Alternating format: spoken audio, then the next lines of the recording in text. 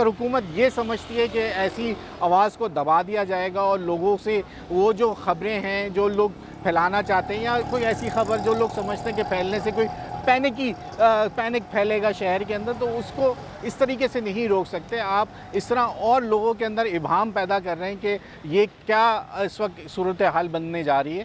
وہ استعمال کریں، اگر ٹویٹر بند ہو گیا تو دوسرے متبادل پہ آ جائیں گے، سوشل میڈیا ٹولز پہ۔ اس وقت جو ہے کسی کی یہ جو پولیٹیکل کرائسس بھی ہو رہا ہے پورے ملک میں ہے، تو میں سمجھتا ہوں ہو سکتا ہے جو ایک ٹرینڈز چل رہے ہیں مختلف پولیٹیکل پارٹیز کے یا مختلف معاملات پہ، وہ آواز دبانے کے لیے ہو سکتا ہے 2 دن سے بند کیا گیا ہے پی ٹی آئی کی جانب سے، لیکن یہ اقدام جو ہے وہ اظہار آزادی کے خلاف ہے۔ گزشتہ 2 سالوں سے یہ سلسلہ چلا آ رہا ہے، اور اس سے یہ لگتا ہے کہ جو پاکستان کو چلانے والے ہیں، جس کا پاکستان پر پورا کنٹرول ہے، ان کو یہ باتیں اچھی نہیں لگتی۔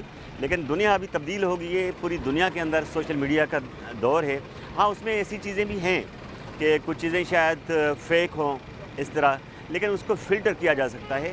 اوورآل اس چیز کو بند کر دینا یہ بڑی ناکامی ہے ریاست کی، جو لوگوں کی بات سننا نہیں چاہتے، اس لیے وہ بند کر دیتے ہیں۔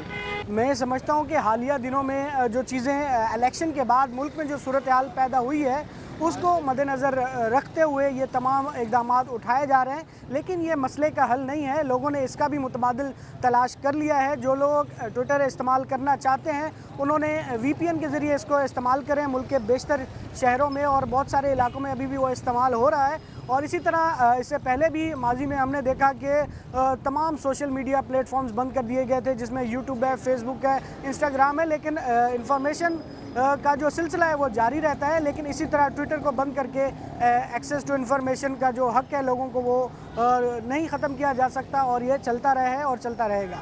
اور نہ صرف پاکستان کی رہنے والی عوام بلکہ پاکستان سے باہر رہنے والی عوام اور جو دلچسپی رکھتے ہیں پاکستان سے، وہ بھی خبریں دیکھتے ہیں۔ اب ایکس یا ٹویٹر بند ہونے کی وجہ سے وہ معلومات آپ نہیں دے پا رہے، تو اس کا وجہ یہ ہے، ایسا لگتا ہے کہ جیسے آپ عوام سے شکست تسلیم کر چکے ہیں، ایسا لگتا ہے کہ آپ ان اداروں سے شکست تسلیم کر چکے ہیں۔ وہ جو ذریعے خبریں جنریٹ کرنے کے جو فیک خبریں پھیلاتے ہیں، کوئی بھی پاکستانی، کوئی بھی ذمہ دار ادارہ وہ اس کو قبول نہیں کرے گا، لیکن یہ کہ ان کے خلاف کارروائی کے بجائے پوری عوام کا گلا گھونٹ دینا، اس کو بند کر دینا، یہ مناسب رویہ نہیں ہے۔ اس کو تبدیل کرنے کے لیے اقدامات ضروری ہیں۔